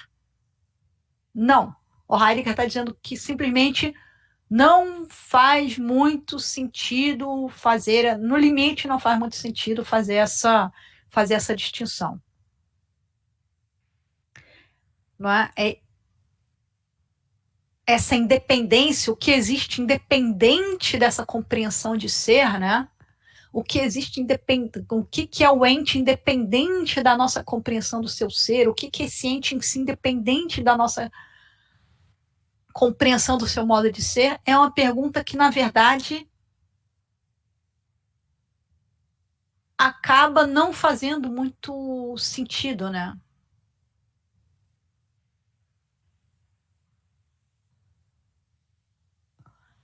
O Heidegger está simplesmente querendo dizer: não me perguntem para explicar o que é esse ente em si. Esse ente não compreendido. E não compreendido precisamente como tendo um modo, como sendo um modo de ser. Compreender um ente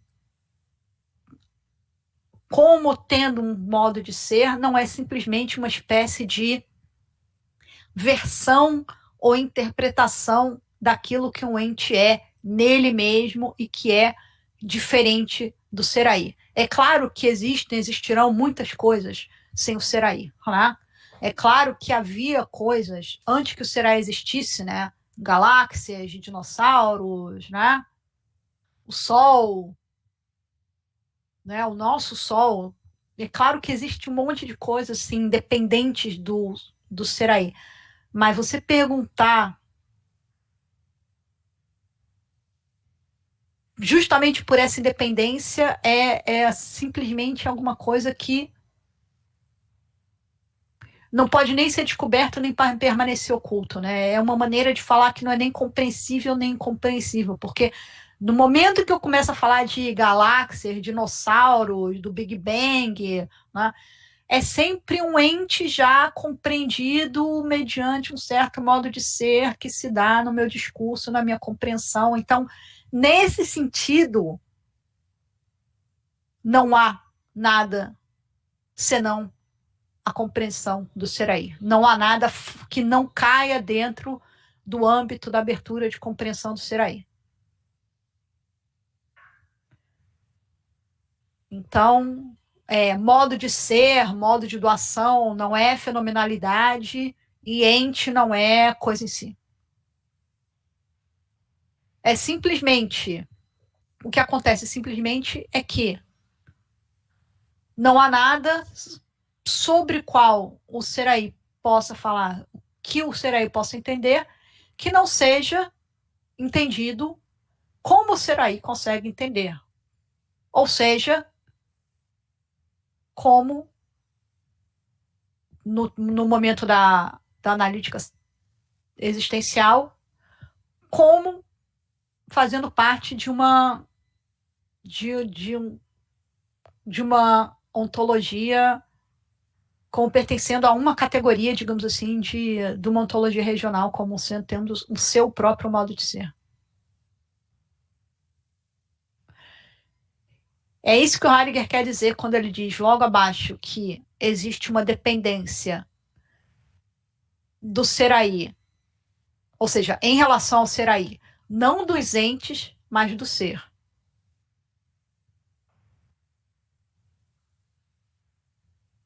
Ou seja, num certo sentido, é claro que os entes são independentes do ser aí.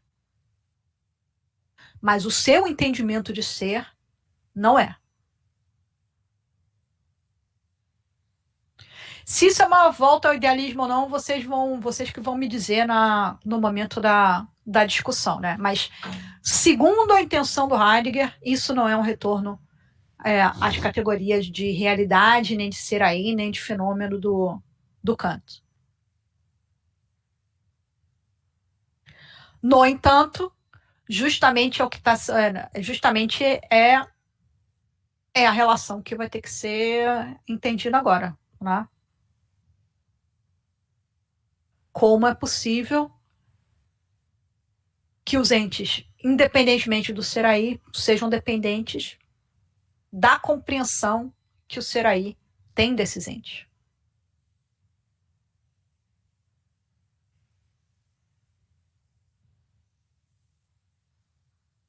E aí, então, é nesse momento, então, que justamente a relação entre ser e verdade vem para o primeiro plano, né? Porque justamente a verdade é o modo como se dá a compreensão, que é o modo privilegiado como compreensão de ser se dá. Mas eu acho que eu vou parar por aqui, então. Acho que você acha que já tem bastante coisa para discutir aqui. E, na verdade, esse que eu acabei de ler já é mesmo o penúltimo parágrafo do parágrafo 43, né? Na verdade, já é a culminação, né, da discussão aqui. Excelente, professor. Então, obrigado pela apresentação, muito elucidativa. A gente tem 3 perguntas, provavelmente à medida que eu for fazendo-as, vai ter mais. Já quer que eu comece? Tudo certo? Sim. Deixa. Então, sim, por favor. Tá. Então, a primeira pergunta foi do Carlos Barbosa. Ele pergunta assim, né? Foi bem no comecinho da apresentação, que ele coloca que ele vê também essa vontade do Heidegger de resgatar a filosofia, porque ele discute com todos os filósofos anteriores. Aí fala, minha pergunta é, que resgate é esse, se ele tenta discutir sobre tudo? Como que se dá esse resgate filosófico, pelo que eu entendi da pergunta dele, dentro do Ser e Tempo, mais especificamente dentro do parágrafo que a professora remou hoje? Esse resgate filosófico, basicamente.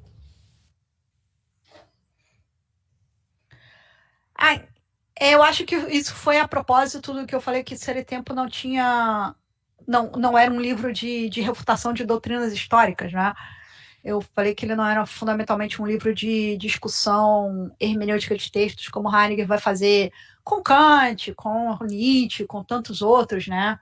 O Heidegger se definiu tantas vezes basicamente como um professor que raras vezes falou o que ele realmente pensava, né? Tem um discurso lá em que ele diz essa frase bastante até curiosa, né? Ele diz, não, raramente eu falo das minhas coisas, né?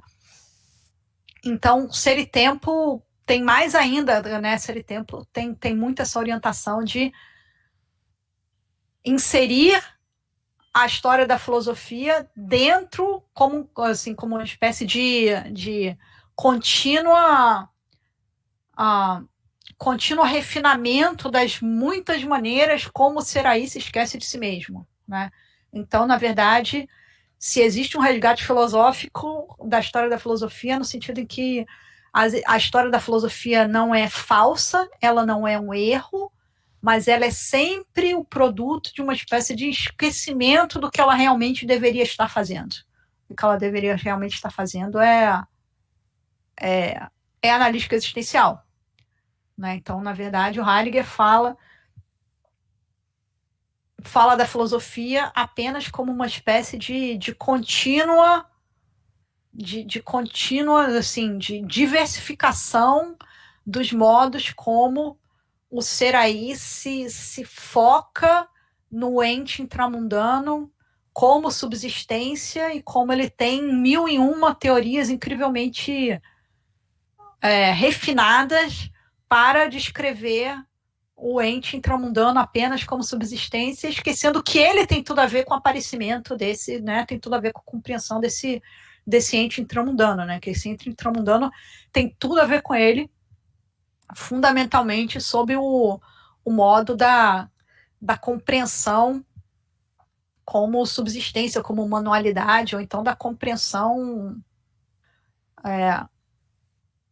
em termos de outras possibilidades de ser que se mostram num relance ao próprio ser aí, né? Mas o modo fundamental do ente intramundano se mostrar vai ser sempre um modo do trabalho, da utilizabilidade, né? Que vai ser sempre aquele em que a gente vai recair sempre no mais das vezes, né? Então a filosofia é como se fosse um esquecimento muito compreensível, mas no fim das contas, de um nível muito semelhante do esquecimento, que é o esquecimento que é necessário para fazer um sapato, para fazer um barco, para fazer uma casa, né? Ou para que alguém faça para mim, para que eu usufrua dessas coisas que outra pessoa fez para mim, né?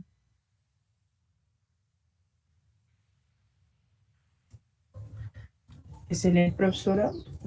Então, a próxima pergunta foi do Diogo, que ele falou que é ex-orientando da professora. Então, ele começa Olá, assim, Diogo. No começo de sua fala, a professora comentou que a compreensão teórica seria derivada da compreensão tácita ou prática, que o modo de ser simplesmente dado seria derivado da manualidade. Minha pergunta é o que significa realmente essa derivação? Derivado é aquilo que não acontece na maior parte das vezes, que é excepcional ou raro, ou a professora entende que a derivação tem aí um sentido mais forte, como aquilo que requer outra coisa, como seu funcionamento, fundamento ou condição de possibilidade. Em resumo, a relação entre esses modos de ser e de compreensão não seriam mais de circularidade do que fundamentação e derivação? Não, excelente pergunta. Realmente, de fato, a derivação é a palavra do Heidegger para mostrar que existe um encobrimento, né? Os mecanismos especificamente, como você sai da pura utilizabilidade, né? Do puro, sei lá, se orientar pelo sol ou fazer uma casa para realmente você fazer filosofia, não são muito analisados em detalhe em ser e tempo. Mas o que eles têm em comum é que você simplesmente não consegue compreender o ente senão como subsistência, né? Só que um por meio de palavras e o outro por meio de gestos e atos, né? Onde estaria essa circularidade? Essa circularidade estaria num procedimento de reforço contínuo, sim. A compreensão do ente, como ele se dá primeiramente, na maior parte das vezes, é uma continuamente, digamos assim, evidencia, né, demonstra para o pensador que ele está no caminho certo ao tratar o ente como subsistência, substancialidade.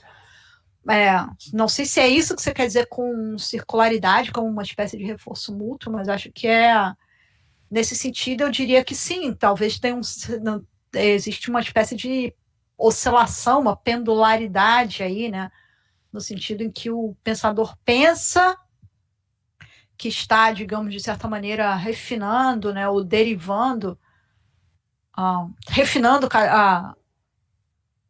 categorias, ou até rompendo com o senso comum ao fazer teoria, mas, na verdade, ele está num processo de contínua oscilação entre um e outro, sem chegar nesse movimento de estranhamento radical, né?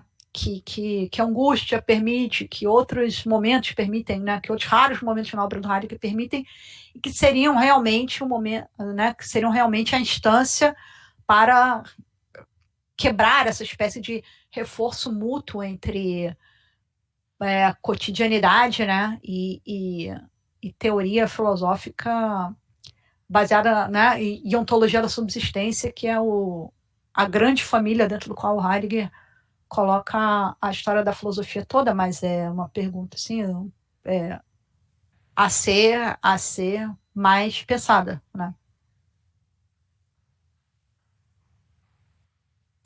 Excelente, professora. Vamos para a nossa última pergunta, porque eu não vi nenhuma no chat. Se o pessoal tiver mais alguma para fazer, pode mandar. Mandaram aqui mais um, tá.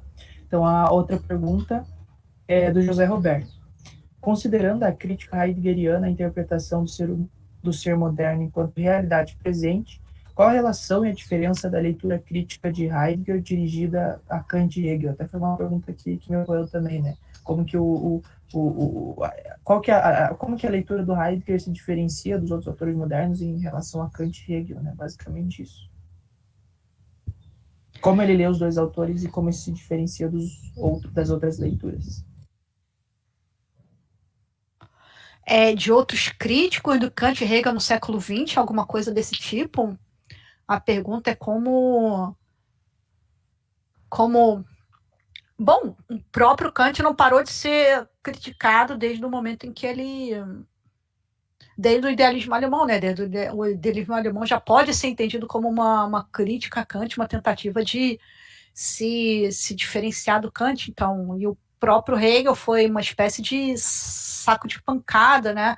Da filosofia no século XX, né? Então, assim, a gente poderia falar por muitas horas, assim, quer dizer, uma pessoa que fosse especialista nisso poderia falar por muitas horas, né, sobre de que ponto de vista um filósofo fala do outro. E quando um filósofo fala do outro, na verdade, ele está sempre falando de si mesmo, né?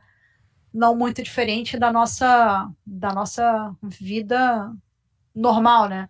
Quando a gente critica uma pessoa, mesmo que a crítica seja verdadeira, mesmo que ela seja absolutamente precisa e acurada, de certa maneira, a gente sempre está falando alguma coisa da gente, né? A gente tem sempre está falando do que nos incomoda, né?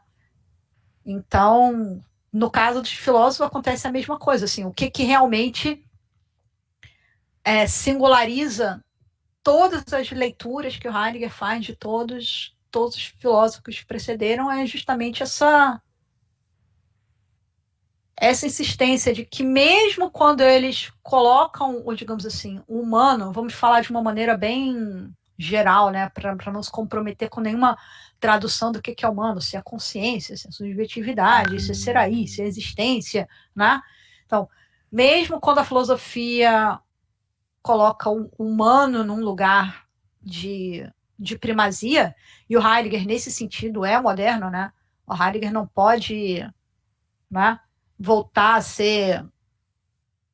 a um momento pré-cartesiano, né? Muita água já correu debaixo da ponte, digamos assim, não tem como a gente ser grego hoje, né? Então, Heidegger, é claro, ele é um pensador do seu tempo no sentido em que o lugar privilegiado dado à compreensão ao humano não pode ser ignorado mais, né?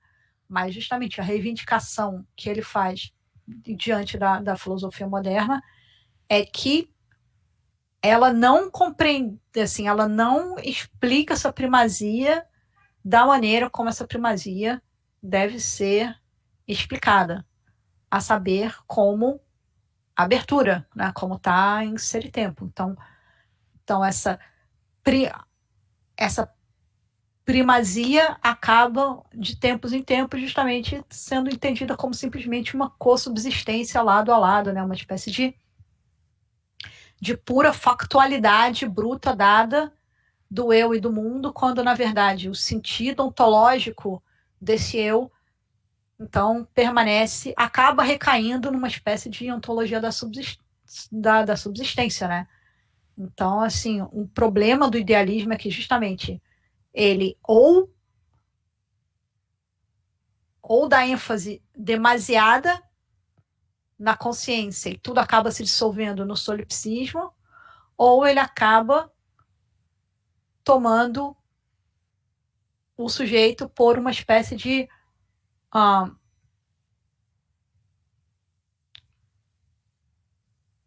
subsistência de um tipo especial, de um tipo psíquico, que se justapõe à subsistência do ente não humano, e nessa oscilação ela continua, né? Então, qual seria a verdadeira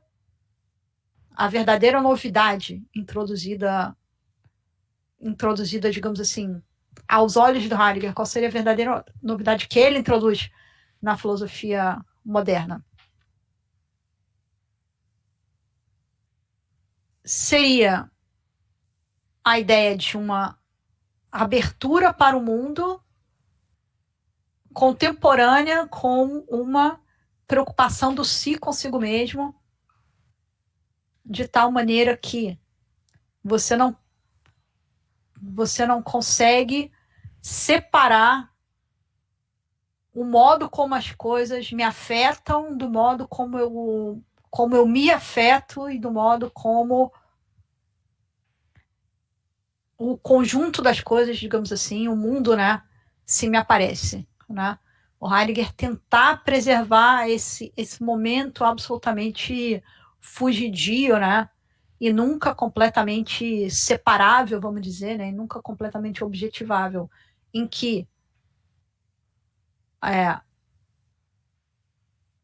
o ser aí se afeta a si mesmo, mas também é afetado pelas coisas, e também constitui uma cadeia de projetos e possibilidades. Seria né, você conseguir se ater a esse momento, seria, digamos assim, o segredo, né?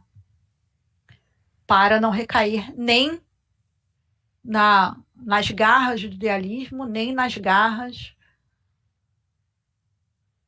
né, para não recair nem no solipsismo e nem num realismo substancialista, né? Porque, na verdade, o Heidegger diz que ambos estão condenados a se encontrar, ambos estão condenados a se revezar.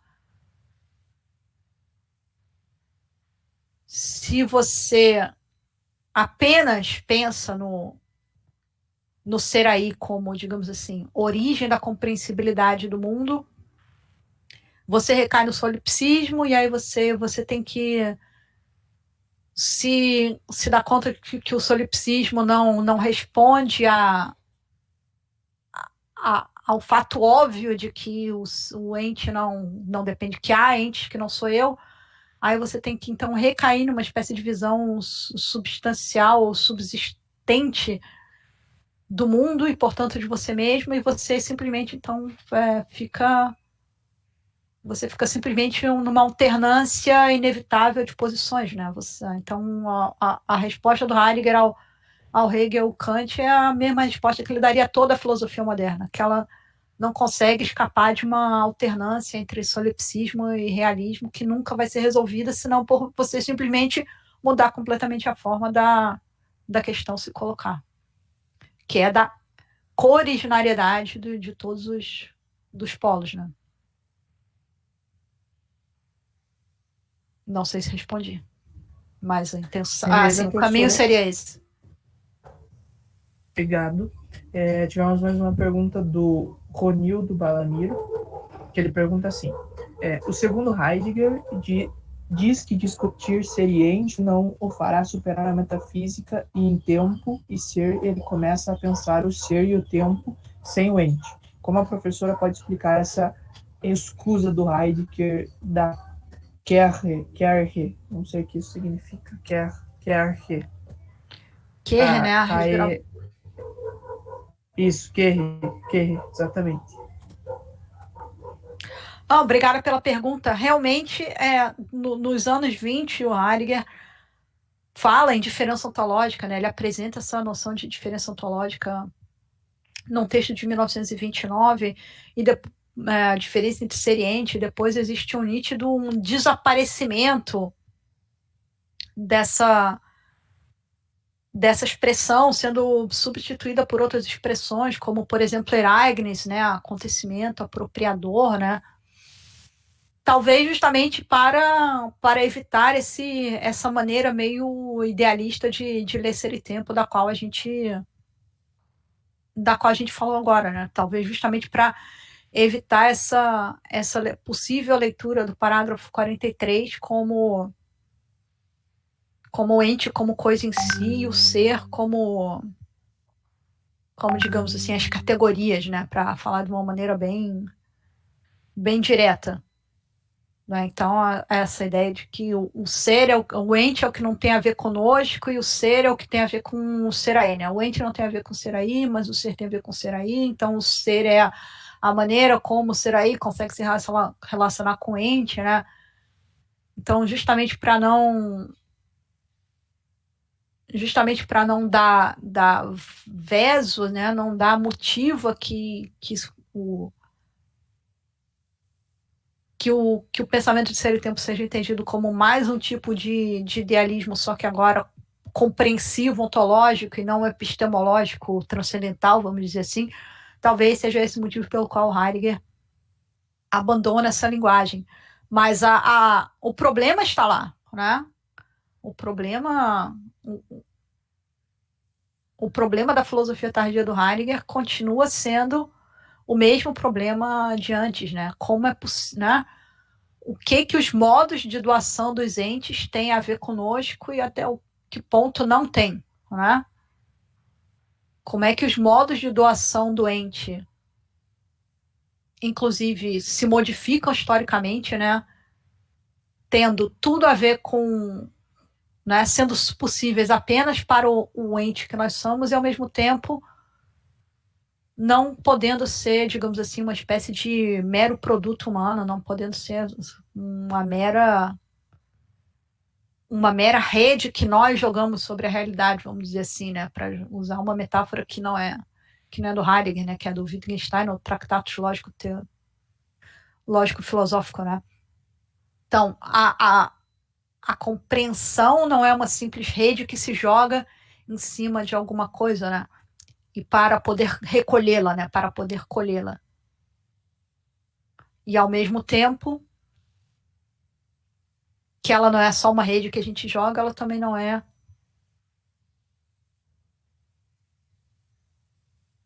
Ela não deixa de ser alguma coisa que só é possível porque o ser aí existe. Não deixa de ser alguma coisa que só existe no discurso, na história, na nossa prática, né? Então, assim,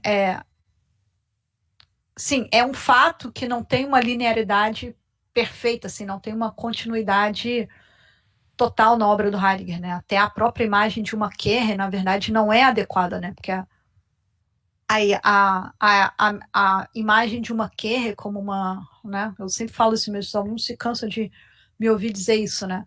A ideia de uma Kehre remete a uma viravolta, né? A uma espécie de fazer uma volta de 180 graus de maneira que você, em vez de você olhar para onde você estava indo antes, você dá uma viravolta de 180 graus e você passa a olhar para o lugar de onde você saiu. Né? Se isso é uma Kehre, então Heidegger nunca fez uma Kehre, porque ele não simplesmente retoma o seu pensamento anterior de uma maneira mais atenta para a origem, né? E não onde se quer chegar, mas atenta para onde se veio. Ele simplesmente abandona a linguagem de Ser e Tempo. Ele abandona a linguagem, não é que ele reforma ou revê a linguagem da analítica existencial, ele abandona mesmo. Então, nesse sentido, a Kehre não é uma viravolta, né? Não é uma radicação mais essencial do pensamento de Ser e Tempo, e nesse sentido não tem o pensamento de Heidegger não é nem puramente linear, não é puramente uma revisão, é um percurso, é um caminho, como ele mesmo diz, né? É um caminho que vai se infletindo, mas a pergunta que está, para mim, assim, a questão que está no parágrafo 43 nunca deixa de ser uma questão, né? Nunca ela se modifica, mas nunca deixa de ser posto. O que vai acontecendo é que ele vai colocando mais e mais o acento no que não é humano, vamos dizer assim, né? O protagonista dessa história, de certa maneira, vai sendo cada vez mais o próprio acontecimento apropriador, né? De certa maneira, cada vez mais o Serai vai sendo quase que um lugar um mero lugar, né, um mero lugar de acontecimento, de um acontecimento apropriativo, né? Então você não tem mais ontologia fundamental, não tem mais estruturas existenciais, você não tem nada mais desse aparato. Mas o ser aí continua, evidentemente, tendo um lugar absolutamente privilegiado, né? Se a pergunta é essa, né?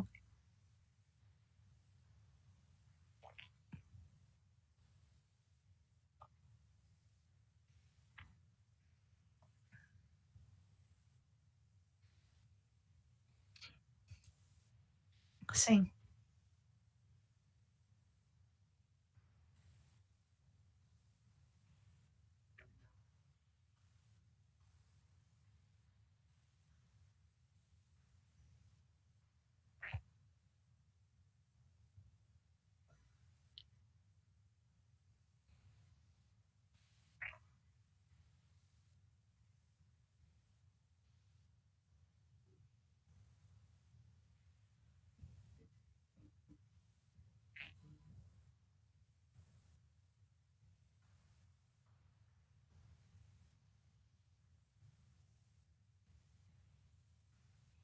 Não, só quero agradecer de novo. Espero que vocês tenham conseguido levar alguma coisa dessa aula de hoje. E sim, tá.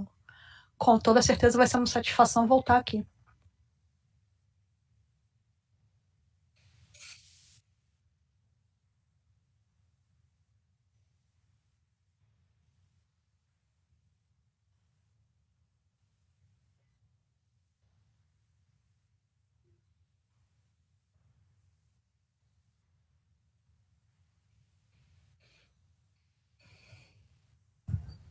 Tchau, tchau. Tchau, professora. Obrigado.